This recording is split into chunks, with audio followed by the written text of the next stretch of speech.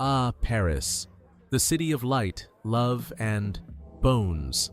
Lots of bones. Beneath the elegant boulevards and bustling cafes lies a hidden world. Over 200 miles of tunnels, caves, and quarries.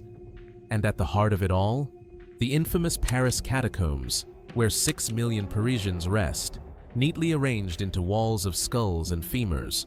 Romantic, right?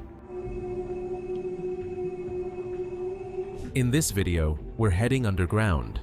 We'll uncover the bizarre history of how a city overflowing with corpses turned into a world-famous ossuary, explore the secret tunnels closed to the public, and dive into the myths, legends, and urban explorers who make Paris's underworld so irresistible. So grab a torch, maybe a croissant for courage, and let's step into the shadows of Paris. Back in the 18th century, Paris had a serious problem. Not traffic, not overpriced coffee, but dead people. Too many of them. Cemeteries across the city were overflowing. The most infamous was the Cemetery of the Innocents, which had been in use for nearly 600 years. Graves were piled on top of graves, mass burials were common, and the smell? Let's just say, not exactly Chanel number 5. Things got so bad that walls of neighboring houses literally started to collapse from the weight of the decomposing bodies.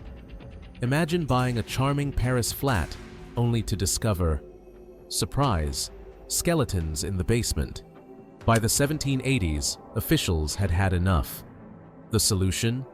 Move millions of bones into the abandoned limestone quarries beneath Paris.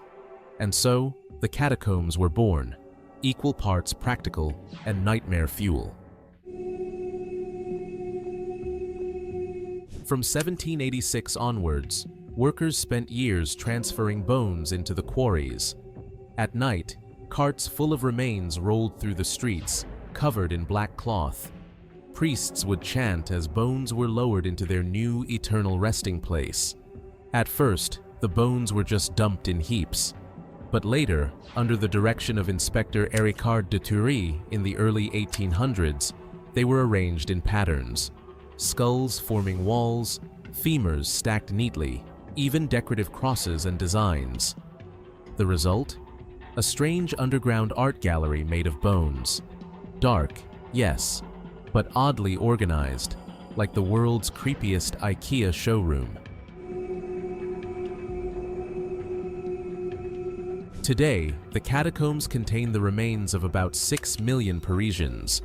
To put that in perspective, that's nearly the entire population of modern Paris, just below your feet. Walking through, you'll see inscriptions reminding you of mortality.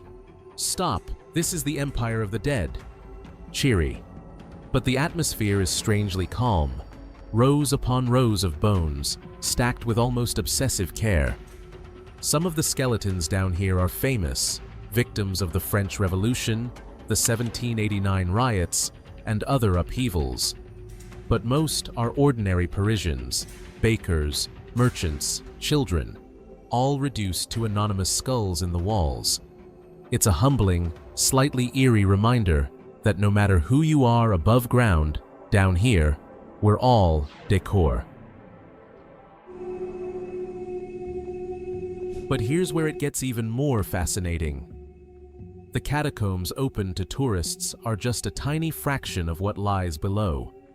In total, there are over 200 miles of underground tunnels beneath Paris. Most of these passages are closed to the public, and for good reason. They're unstable, confusing, and easy to get lost in. But that hasn't stopped the so-called cataphiles, urban explorers who sneak inside illegally. These cataphiles hold secret concerts, build makeshift bars, even set up underground cinemas. In 2004, police discovered an entire hidden movie theater deep in the tunnels, complete with a bar and electricity. When they returned to investigate further, everything had vanished. Spooky or just resourceful Parisians? You decide. There's even a nickname for this subculture, the Kingdom of the Dead. And its unofficial citizens? Artists, thrill seekers, and people with far too much free time. Of course, a place this dark comes with its share of myths.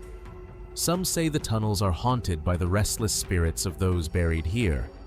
Others whisper about people who wandered too far and never came out.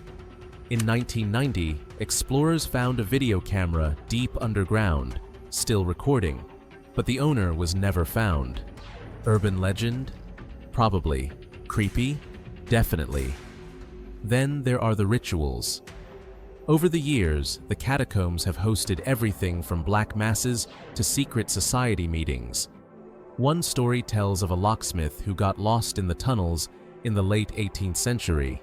His body was discovered years later, with his keys still by his side. Whether you believe the ghost stories or not, the catacombs feel charged with something: history, energy, or just the unsettling knowledge that you're surrounded by millions of silent witnesses.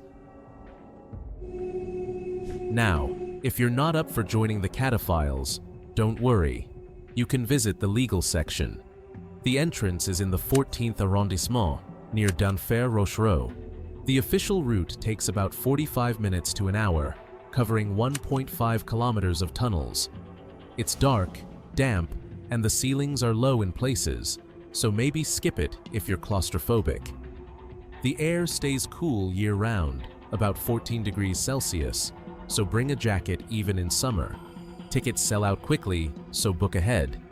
And be warned, bags are checked because technically you're not allowed to bring bones home as souvenirs. Yes, people have tried. No, it's not recommended. What makes the catacombs so unforgettable is the contrast. Above ground, Paris is elegance, light, and romance. Below ground, it's darkness, decay, and silence. But together, they reveal the full story of the city. Not just the glamour, but the grit. Not just the beauty, but the mortality. Walking out of the catacombs and back into the sunlight, you can't help but see Paris differently. The city feels alive, maybe because you've just walked through the world of the dead. So, the next time someone says Paris is all about croissants, wine, and the Eiffel Tower, remind them that there are millions of Parisians waiting just below the surface. Would you dare to go down there? Or would you rather stick to sipping champagne by the Seine? Let me know in the comments.